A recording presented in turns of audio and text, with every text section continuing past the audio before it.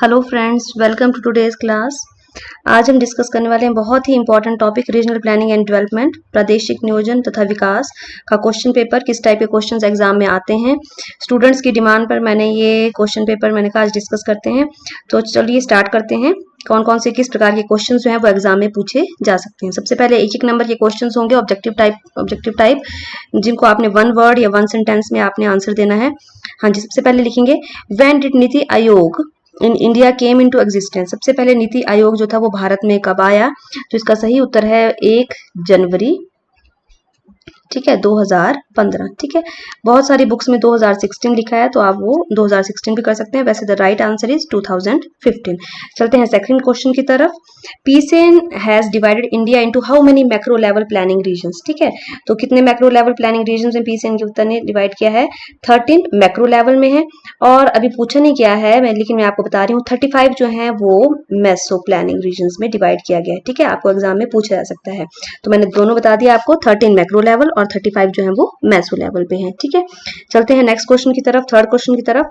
How many agro ecological regions and sub regions recommended by national bureau of survey land use planning. ठीक है, तो इन्होंने कितने planning regions बनाए हैं?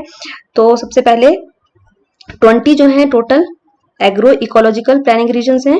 ठीक है, और सब रीजन्स जो हैं वो हैं 60। ठीक है, तो 20 जो है वो एग्रो इकोलॉजिकल रीजन्स हैं और सब रीजन्स जो हैं वो 60 हैं, recommended by soil survey and land use planning. ठीक है, चलते हैं फोर्थ क्वेश्चन की तरफ। Which model works on spatial scale ranging from town cities up to global scale cities. ठीक है, तो कौन सा ऐसा मॉडल है? तो वो है फ्रीडमैन का मॉडल। ये बहुत बहुत इंपॉर्टेंट है, ये आपको एग्जाम में हर बार पूछा जाएगा। फ्रीडमैन का कोर पेरिफेरी मॉडल। ठीक है ना, कोर पेरिफेरी मॉडल। ठीक है, कब दिया था इन्होंने दिया था ये मॉडल 1986 और 87 में। ठीक है, ये भी आपसे एग्जाम में पूछा सकता है कि कब दिया गया है ये मॉडल, तो आप लिखेंगे 86 और 87 में दिया गया था। ठीक है, और इसी से रिलेटेड एक और क्वेश्चन जो लास्ट ईयर पूछा गया था अभी हाल ही में, कि कितने how many agro climatical zones just by planning commission. ठीक है, तो एग्रो क्लाइमेटिकल जोन्स कितने हैं? वो हैं टोटल 15। ये भी आपने याद रखना है, मैं आपको बता रही हूँ, ये भी आपसे एग्जाम में पूछा सकता है। बहुत इंपॉर्टेंट क्वेश्चन है एग्रो क्लाइमेटिकल जोन्स का। ठीक है, तो कितने हैं टोटल? 15 है हमारे पास। ठीक है, ये आपने जरूर याद रखना है, ये टॉपिक पूरा आपने कंप्लीट कर लेना है। फ्रीडमैन वाला कोर पेरिफेरी मॉडल, ये बहुत बहुत इंपॉर्टेंट टॉपिक है। चलते हैं नेक्स्ट क्वेश्चन की तरफ। Question 5, in which institute play an important role in the development of watershed programme. तो वाटरशेड प्रोग्राम के लिए कौन सा इंस्टीट्यूट है? तो वो है सेंट्रल सॉइल। लंबा नाम है थोड़ा, लिख लीजिएगा। Central soil and water, central soil and water conservation, central soil and water conservation research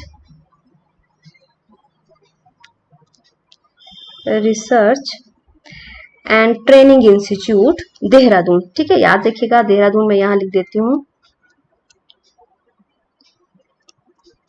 Dehradun. ठीक है, तो ये करता है वाटरशेड प्रोग्राम के डेवलपमेंट के बारे में कार्य। चलते हैं नेक्स्ट क्वेश्चन की तरफ। विच 2 states have benefited bye DVC. हाँ जी, दामोदर वैली कॉर्पोरेशन। बहुत बहुत बहुत इंपॉर्टेंट टॉपिक है, इसमें से हर बार जरूर क्वेश्चंस पूछे जाते हैं। तो कौन सी 2 स्टेट्स को सबसे ज्यादा फायदा हुआ था? एक थी वेस्ट बंगाल और दूसरी थी झारखंड। ठीक है, चलते हैं नेक्स्ट क्वेश्चन की तरफ। Where does the longest coast line in the state exist in India. हाँ जी, बहुत इजी क्वेश्चन है। सबसे लंबी कोस्ट लाइन कौन सी स्टेट की है? तो वो है गुजरात की। और अगर आइलैंड की बात की जाए तो सबसे लंबी कोस्ट लाइन है अंडमान एंड निकोबार की। ठीक है जी, आपको दोनों का पता होना चाहिए। गुजरात की सबसे लंबी, उसके बाद आगे सेकंड नंबर पर अंडमान एंड निकोबार की। Damodar valley corporation is design in India on the basis of which project of USA. हाँ जी, यूएसए में भी सेम ऐसा ही एक प्रोजेक्ट बनाया गया है जिसको देख करके दामोदर वैली कॉर्पोरेशन बनाया गया था। तो उस प्रोजेक्ट का नाम क्या था? उसका नाम था Tennessee valley project, TENNESSE Tennessee valley Tennessee valley project, ठीक है। और ये कब स्टार्ट हुआ था, वहां पर टेनेसी वैली प्रोजेक्ट आपको पता होना चाहिए 1933 के अंदर, ठीक है। चलते हैं नेक्स्ट क्वेश्चन की तरफ। How much land frontiers of India and coast lines included islands, ठीक है। तो कितना लैंड फ्रंटियर्स है और कितना कोस्ट लाइन है, तो लैंड फ्रंटियर्स जो है वो है 15,200 किलोमीटर्स और कोस्ट लाइन है 7,516.6 किलोमीटर, ठीक है जी।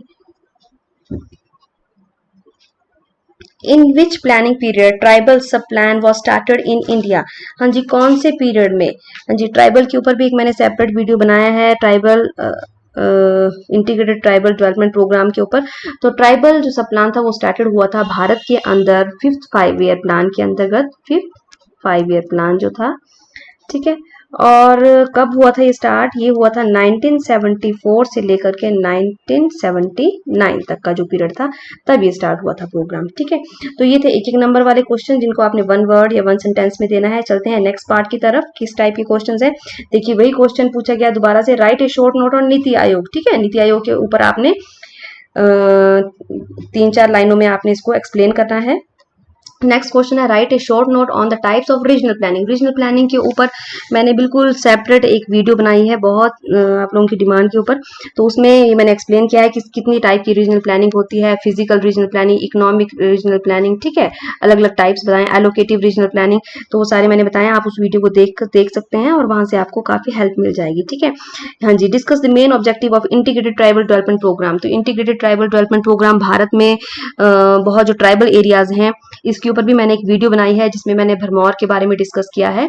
जो ट्राइबल एरिया है, भरमौर है, छत्तीसगढ़ है, झारखंड के जो ट्राइबल एरियाज हैं वहां पर उनके मेन ऑब्जेक्टिव क्या है, वहां उस क्षेत्र का उत्थान करना, वहां पर शिक्षा का है ना स्टडी, वहां पर एजुकेशन को पहुंचाना, ठीक है, लोगों का जो स्टैंडर्ड ऑफ लिविंग है वो अच्छा ठीक करना, वहां पर हेल्थ की फैसिलिटीज प्रोवाइड करना, ठीक है, सरकार के द्वारा, ठीक है, उनके वहां पर हेल्थ, एजुकेशन, ठीक है, ये सब चीजें वहां पर पहुंचाना, वहां पर एम्प्लॉयमेंट पहुंचाना, ये भी मैंने आपको वीडियो में बहुत अच्छे से ऑब्जेक्टिव्स जो हैं उसके उद्देश्य जो है वो बताए हैं, ठीक है। ये मैंने 1-2 ऑब्जेक्टिव आपको बताए यहाँ पर अभी, education, upliftment of education, upliftment of health, ठीक है, तो ये सारे एम्प्लॉयमेंट, उनको रोजगार उपलब्ध कराना, ठीक है, तो ये सारे न्यूट्रिशन लेवल के उनके बढ़ाना, ठीक है, ये सारे ऑब्जेक्टिव आएंगे इंटीग्रेटेड ट्राइबल डेवलपमेंट प्रोग्राम्स के।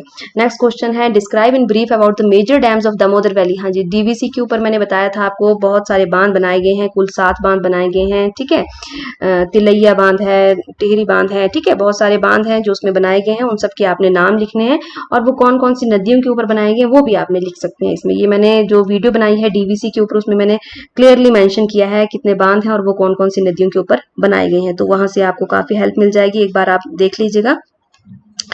चलते हैं नेक्स्ट पार्ट की तरफ, सेक्शन बी। सेक्शन बी में क्या बोलते हैं, ये 12 नंबर के क्वेश्चन है, आपने एक्सप्लेन करने, ऐसे टाइप क्वेश्चन है। तो फर्स्ट क्वेश्चन जो है इसमें, what do you mean by concept of regional planning. हाँ जी, रीजनल प्लानिंग का कॉन्सेप्ट क्या है, इसकी नीड क्यों पड़ी और क्या इसकी विशेषताएं, कैरेक्टरिस्टिक्स क्या है, ठीक है, यहाँ पर आपको चॉइस मिल जाएगी। तो रीजनल प्लानिंग क्यों की जाती है, किसी क्षेत्र के उत्थान के लिए, किसी क्षेत्र के विकास के लिए, डेवलपमेंट ऑफ एनी रीजन, ठीक है, तो इसी कारण से रीजनल प्लानिंग की जाती है, ये आपने लिखना है, ये आपको वीडियो में काफी अच्छे से मैंने एक्सप्लेन किया है, आपको वहां से काफी हेल्प मिल जाएगी, उसको एक बार आप देख लीजिएगा। नेक्स्ट क्वेश्चन क्या है, वही उसी से रिलेटेड है, right in brief the characteristics of methods of regional planning delimitation, ठीक है, सीमांकन की क्या मुख्य विशेषताएं हैं, ठीक है, किन किन चीजों को ध्यान में रखा जाता है, ये भी मैंने आपको बताया है वीडियो के अंदर, रीजनल प्लानिंग का जो वीडियो है उसको आप देख सकते हैं। नेक्स्ट क्वेश्चन है discuss the basis of regionalisation along with the characteristics of uniform and functional region. हाँ जी, 2 प्रकार के रीजन्स होते हैं, uniform region, functional region. Functional region वो होते हैं जो डेली कार्य करते हैं, जैसे कि हमारी राजधानियां हैं, वहां पे डेली कार्य किए जाते हैं बहुत सारे, ठीक है। एजुकेशनल रीजन है जहाँ जो फंक्शंस करते हैं, या गाँव या कुछ ऐसी सिटीज हैं जहाँ से डेली प्रोडक्ट तैयार होकर के छोटे छोटे गांव में जाता है, ठीक है, ये सारे फंक्शनल रीजन के अंतर्गत आते हैं, ठीक है। तो आपने ये इसकी मुख्य विशेषताएं बतानी है यूनिफॉर्म रीजन की, ठीक है, समरूप रीजन और जो प्रक्रियात्मक जो कार्य करते हैं रीजन उनके बारे में, ठीक है।